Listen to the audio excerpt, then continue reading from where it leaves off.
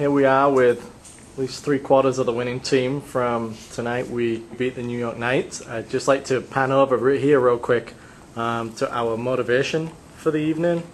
I guess everyone's already heard of Shmelov trash talking the Blitz team on the website, which brings us into Jorge. Jorge, you had the pleasure of playing Shmelov up on board one, and Shmelov thought he could beat our entire team in a simul, and you actually beat him up on board one. How was the game? Well, the game was pretty interesting. I think one thing that was actually very interesting, I noticed that he said that he beat me 20-0. I mean, I don't know if the guy is on crack or on drugs, or, but I don't recall losing more than twice to him. So, I mean, I don't know if he's confusing me with his boyfriend, or I don't know who he's confusing me with, but I don't remember playing him 20 times, because in the interview he said he beat me 20-0 or something like that. That's the worst they said. I don't know. I mean, I don't understand why they trash talk. You know, I personally know the guy. I mean, I lost to him not too long ago, 6 months ago, you know, at the Eastern Class, I think. Previous to that, he beat me in '99 in Philadelphia. I mean,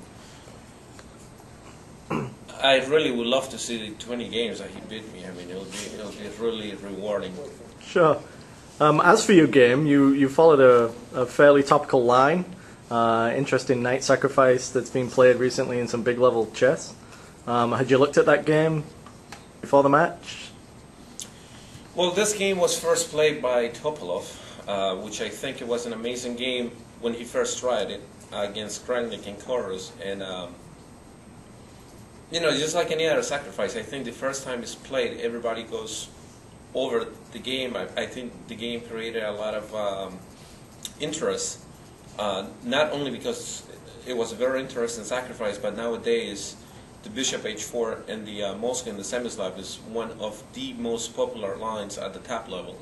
I mean, I lost to Shmelov in the Buckminnick variation by taking on C4 and move 5 previously. So I play H6.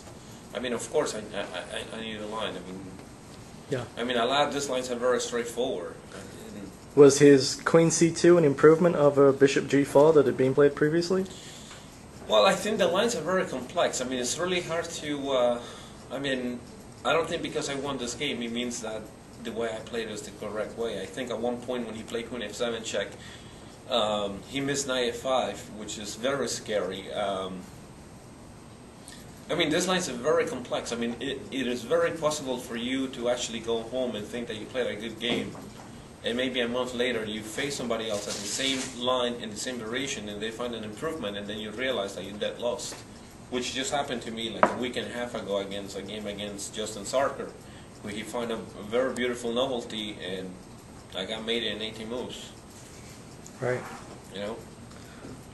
One thing that you maybe were not aware of, unfortunately there were some, I don't know whether it was sour grapes from the New York team or what was going on. There was a lot of accusations that your moves were very similar to or matched equally the moves of Rybka and various other computers. So a lot of accusations were flying about. Obviously we know that you were at the board most of your game and that you weren't cheating because that's what we were here to do. What do you have anything to say to those guys?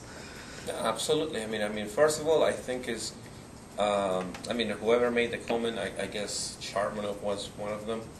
I mean, I think for a guy with his level, it's kind of a retarded statement for him to make because, you know, in chess there's lines that are very straightforward. You know, like for instance, like if you're playing a Sicilian Najdorf, and you play one of the main lines, and you go into, like, let's say a poison pawn or any lines in the Buckminnick, a lot of the lines nowadays are studied up to move 25, move 26. The lines are very straightforward, the themes are very straightforward. I mean, I don't know what they want me to do. I mean, do they want me to put my king on HA and get mated for them to be happy?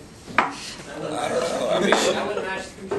I mean, quite frankly, I mean, I think, you know, like, if they have any doubts, maybe what we should do is maybe play the match over the board. And I mean, I think we will welcome the New York team to come here. I mean, it's going to be a long way back home after they get their butt whipped. Again. Ilya, on board 4 down there. The success of the season for you. Truly convincing game.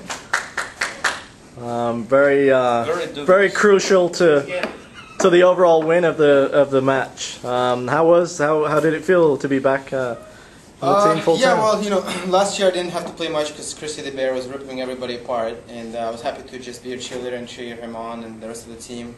Who was ripping who apart?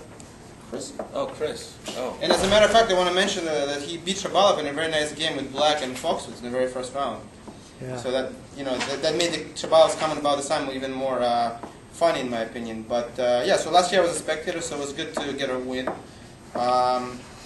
You know, I expected him to go for the semi-Slav. I thought he played the semi-Slav, and I had prepared the Bosnian creation quite thoroughly. And then he played. How deep do you prepare it? You don't want to know. Okay. And he played, you know, he went for the regular Slav, and then he surprised me with Bishop G4, which is like a very old line. And I honestly didn't remember much after F3. I know he's supposed to play like knight D7 and try to play E5. But after knight D5, I played E4, and I thought I'd just have a, you know, bit bigger advantage than normal in those lines. And after that, you know, I played G4, and I expected him to play Queen H4 check, at least, you know, misplacing my king. But I was surprised when he played just bishop back to G6, and they allowed me to play H4. And now I'm threatening H5 threatening to win a piece, and he's forced to play either F6 or H6. And after that, I think I got a very strong position. Yeah. I think once you played Bishop C8, it was probably... Well, he missed... Well, Bishop takes E6, I think, was the star move of the game, because it looks like it's scary because he's going to take on H4 and play Queen G3 or Queen G3 right away, but, you know, he doesn't really have any serious threats. I have Bishop C8. I think he completely missed Bishop C8, and he actually gave me a whole rook. I'm not sure he had to give me a whole rook, but after that, I had to just defend, run away with my king, and, you know... Yeah, well, a great start for you. Dennis, over to you. Your draw against your... I'm disappointed. I'm disappointed greatly. I mean, I've been studying for this guy for like 5-6 hours, and he plays G3 on the very first move. I mean, he might as well offer a draw and, you know, stop playing. He has white pieces, and he's so confident in his other teammates that he plays G3 in the first move. Well, I think Shmelov told him he's going to give us a simul, so he felt he could play anything. Yeah, I think he figured he will play anything. Yeah, so, you played... He gets this very obtuse position. White is slightly bad, and black has no way to lose. And then he came up with this idea of bishop, queen B6. After bishop played D5, bishop C5. We got a section of pawn, got some counter chances. I thought it was better at some point. Maybe I will analyze the game. I think I could come up with good improvement. So yeah, but I'm disappointed. I mean, I expected to win. I wanted to win. And maybe I should have won. Maybe I was better. And board 2 was also winning. So oh, you're really completely winning. Yeah, technically we should have won 4-0. So 3-1 kind of doesn't look so good to me. Sorry, I'm disappointed. So I mean, we should have won 4-0. It should have been a sweep, and Shmelov would have been right with his prediction of 4-0. I mean, after the motivation we received, I expected it to be like 3-1, 3-10.5. But it should have been 4-0, yeah, obviously. All right, well, thank you. I guess we all played well today. Suspicious. Stupid idiots. All right, guys, thanks very much for the interview. Great start to the season, and long may it continue.